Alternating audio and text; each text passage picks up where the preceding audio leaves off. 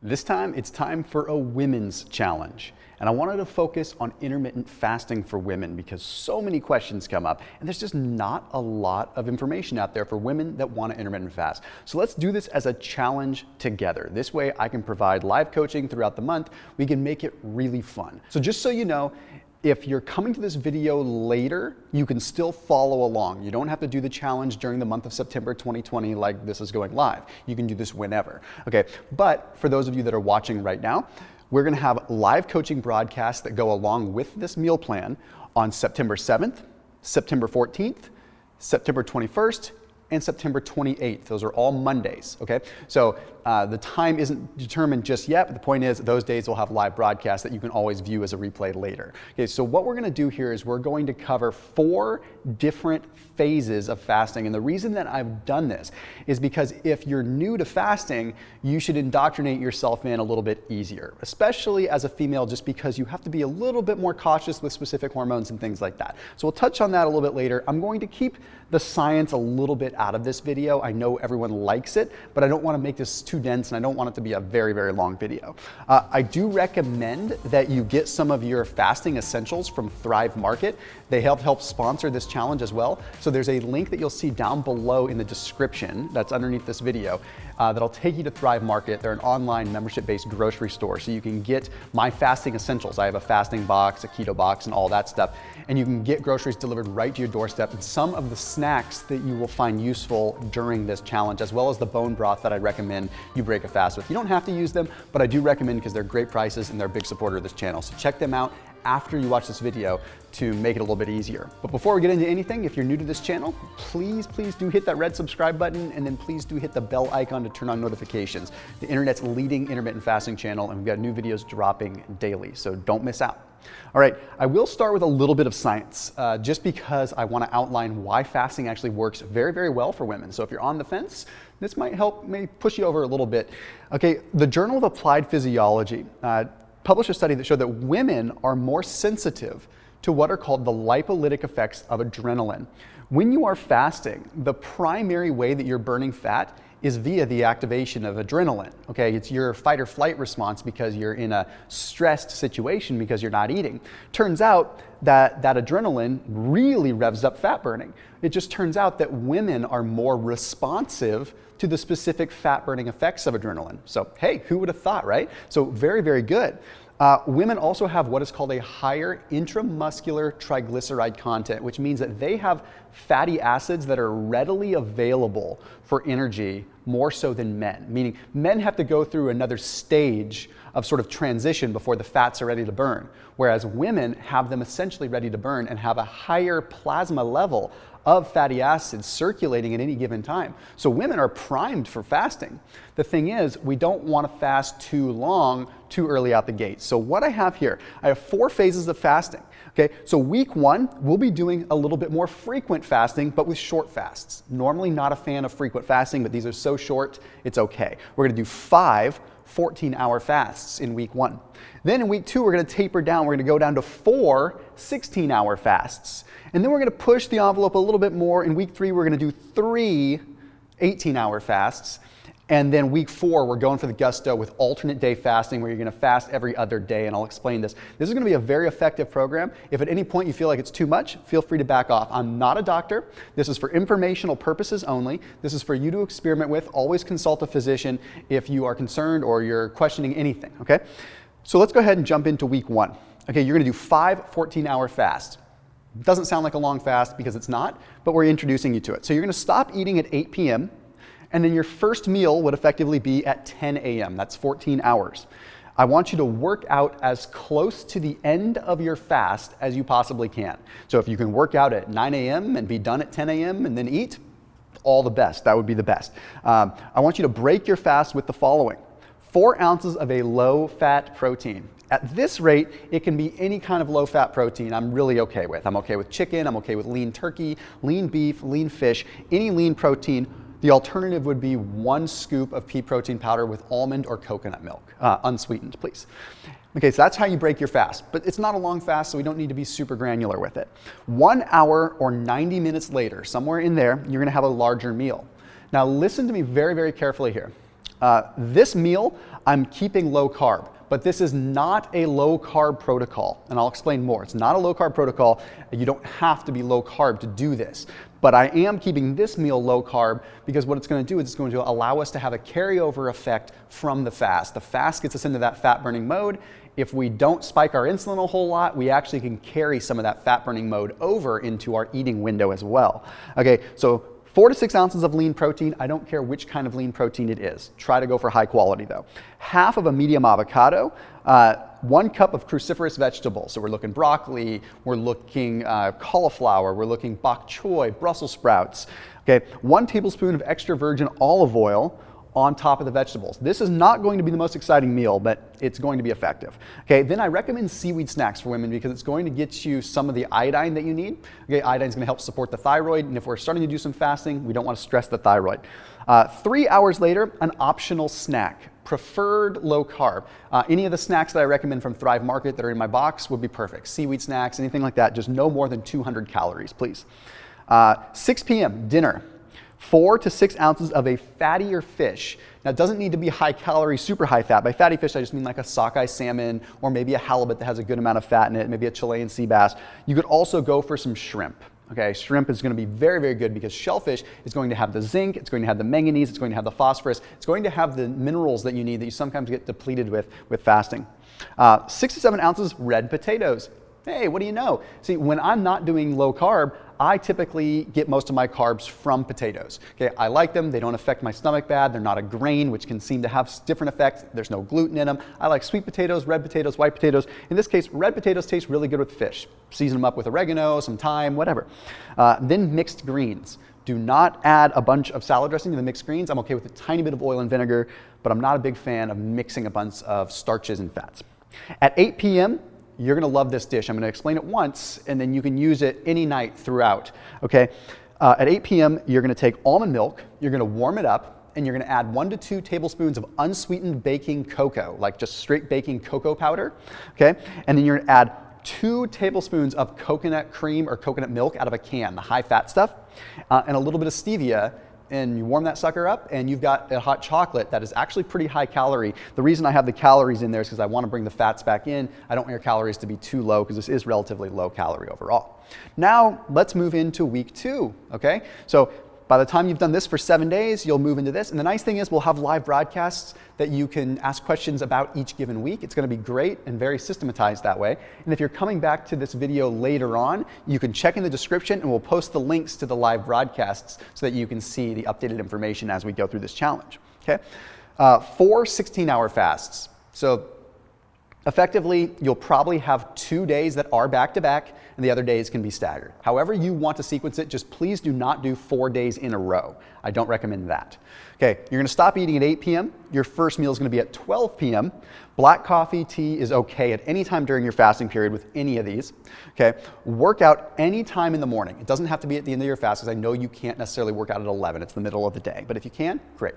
Break fast with the following: 5 to 6 ounces, a little bit more protein, 5 to 6 ounces of lean protein, 1.2 or 1.25 scoops of pea protein. We're adding a little more protein. Plus, I recommend bone broth. Okay, you don't have to, but I do recommend it. It does help the gut. It does help draw some of the water into the gut to help the digestion. Then 1 hour later versus 90 minutes, okay, you're going to have a nice, juicy, good tasting burger if that's what you want. Okay, a large lettuce wrap burger. Enjoy it. 2 tablespoons of mayo, but I said non-soy. Don't get low quality best food stuff that's made with soy. Get a good one like Sir Kensington's or Primal Kitchen, also stuff that you can get on Thrive. Okay, a quarter of an avocado, a little bit of the good fats there. Guess what? You can do 2 slices of organic, good quality bacon if you want it. Enjoy it, have the burger. Then greens of choice, okay? So a little salad on the side, maybe some broccoli, whatever. 2 hours later, a 200 calorie snack of your choice. If it wants to have carbs in it, have carbs. Not going to stop you. Okay, the big thing here is we're shrinking the time in which we're eating, time restricted feeding. I'm not too worried if you want to have a little bit of some carbohydrates there. If you want to have some crackers or something that are clean, as long as they don't have gluten in them, I'm not going to stop you. Okay, 5:30 to 7 p.m., anywhere in that window, you're going to have dinner. In this case, you're going to make like a bolognese or a scampi, okay? So you could do 6 to 8 ounces of ground chicken or ground beef, And then you're gonna do 1 cup of what I would prefer to be lentil pasta or chickpea pasta. If you can't get your hands on that, regular gluten-free brown rice pasta will be fine. 1 cup cooked, not 1 cup raw. Optional, you can make a scampi, so you just sub that out for 6 ounces of shrimp and maybe use a little bit of garlic instead of the marinara and things like that. Then any amount of zucchini or portobello mushroom on the side. Go to town on it. You're not gonna hurt my feelings if you wanna have it because you're already having carbs. 8 p.m., moo-moos, which is that beverage, or fat snacks cookies, or some kind of low-carb treat that doesn't have sugar in it. Fat snacks are good cookies just because they're technically keto-friendly, and you're gonna eat a couple of them, you'll get a couple hundred calories, and you'll feel like you're having a good treat. All right, now we're moving into week 3. Okay, we'll have again a live broadcast with that, but now you're only fasting 3 times per week. Now, let me back up for 1 second. What are you supposed to do on the days you're not fasting? This is very important, right? On the days you're not fasting, here's the cool thing. Just eat as you normally would. I know it sounds weird, but the thing is, I want these strict days to do the work, and I want you to have sustainability with this. I do not want you to go and indulge in a bunch of ice cream and a bunch of sugary treats. I think you know better than that, but relax a little bit. If you want to have a little bit of gluten-free pizza or something like that, I'm not going to stop you. The point is, I want these days to do the work. We're working with the benefits of fasting. Now, I know, and I say in my videos, yes, you should be eating clean on your non-fasting days, okay? But I want you to remember this as being something that was effective and sustainable, okay?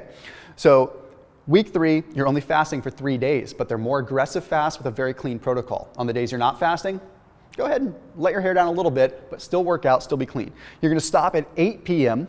Your first meal is gonna be all the way at 2 p.m. Long fast, right? Coffee, tea, okay? You're gonna break your fast like this. 1 cup of bone broth. If you can't afford bone broth, because I know it's not always the cheapest thing, it is the most effective in my opinion, you could sip on a little bit of regular broth, okay? 15 minutes later after you have the broth, 5 to 6 ounces of lean poultry. Not fish, not beef in this case. I want thiamine, which is going to be in poultry. It's gonna help you out with overall glucose uptake later on. So just trust me on that. Poultry, or you could still do the pea protein again. Optional, 1 to 2 teaspoons of bee pollen. Relatively new research in a video I put out.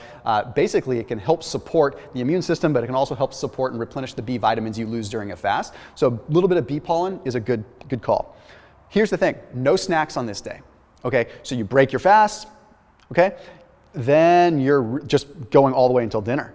You can see, we're only doing it 3 days a week, but it's aggressive, okay? It's much more intense because you're breaking your fast at 2, but then you have to go a few hours and then you have dinner, okay? It's tough, but it's only 3 days out of the week. The other days you can relax. Okay, 8 ounces of lean protein. Do it Cobb salad style. Have some fun. 3 slices of bacon on that sucker. 2 good old-fashioned eggs. Bump it up to 3 if you really want. A handful of goat or feta cheese. You can do another cheese if you really want to, but these are going to be the lowest impact in terms of the best quality casein proteins. 1 ounce of macadamia nuts crushed on the salad. Trust me, it tastes good. Or you can try peely nuts, which I highly recommend. 3 tablespoons of a good quality ranch. Again, Primal Kitchen or one of these brands that isn't using a bunch of soybean oil. Look on the label and avoid the soybean oil. All right, then we go to 8 p.m. You get to have dessert. Okay, one of my little tricks. You're going to take 6 to 8 ounces of unsweetened Greek or Bulgarian yogurt. Unsweetened, no flavoring. And you're to add a scoop of your favorite protein. I don't care if it's whey protein. I don't care if it's pea protein in this case. Not as big of a deal. A little bit of stevia, make it a sweet treat. That is your high protein meal before bed. Not right before bed, but at least later in the day. I know it seems like a late time to eat, but there are some interesting studies that show that protein synthesis does seem to increase if you have a little bit of protein before bed. So I'm all for that, okay? Remember, the next day, you're going to be eating ad libitum, pretty much as you normally would. Now we get in to the fun day. Week 4 is intense, okay? But it's effective. And now we've incrementally improved your ability to fast all the way to week 4, where we do alternate day fasting, just like the name implies. Fasting pretty aggressively one day, then eating the next day. Fasting, eating, fasting, eating. It's a great pattern, to be completely honest. Alternate day fasting, you're going to stop your eating the day before between 6 and 7 p.m. this time, okay? 6 and 7 p.m., you're stopping eating a little bit earlier, have a little bit earlier dinner. Then you're gonna fast all the way until dinner the next day, okay? So it's going to look something like a 22 to 24 hour fast, pretty long. So how you break the fast is going to be important in a minute. You're gonna eat ad libitum. Okay, the other days, eat as much as you want, eat what you want, but come on, don't do what I know you're thinking you could probably get away with, okay? Be responsible. It's just when you look at the study models, you look at how effective it is, ad libitum eating, they usually don't end up eating as much as people think they would. Work out as close to dinner as you can, because I want you to try to be super fasted. Okay, I know it's not always possible. If you have to work out in the morning, that's fine. But if you can work out towards the end of your fast in the afternoon during this week, wow, you're gonna see some cool results there. On non-fasted days, still try to work out early in the morning in a fasted state. So breaking your fast, 1 cup of broth plus the bee pollen, which is optional. Okay, 15 minutes later, you're gonna have a protein shake, probably just pea protein, okay? Don't do the lean protein because you're about to roll right into dinner in a minute. So just do a little bit of protein. I just want you to break your fast strategically, get the gastric juices going. So the idea here is broth, then a small amount of protein just to get the gastric juices going before you have a larger meal so you don't have gastric upset. Okay, so then 30 minutes later, you get a mix and match. Okay, you can pick any of these and have some fun with it. You can make a salad, you can do whatever. Okay, 8 ounces of either chicken, turkey, or beef, 7 ounces of either salmon, halibut, or cod, 7 ounces of shellfish, so shrimp, scallops, whatever, or 10 ounces of Greek yogurt with a scoop of protein powder in it. Your fats, you can choose from any of these. 2 ounces of macadamia nuts or pili nuts, 1 whole avocado, 5 big slices of juicy bacon, 15 pork rinds, 3 tablespoons of extra virgin olive oil, or 3 tablespoons of ghee. Not all of these, you mix and match. Pick one or pick half of each one and kind of mix and match, okay? It doesn't sound that glamorous, and it's really not, but this is your aggressive day. You fasted all day, eat clean, and guess what? Tomorrow, you can enjoy some more food, okay? You're kind of going back and forth a little bit. Fasting aggressively with some good intense, good clean measures, and then the next day, relax, okay?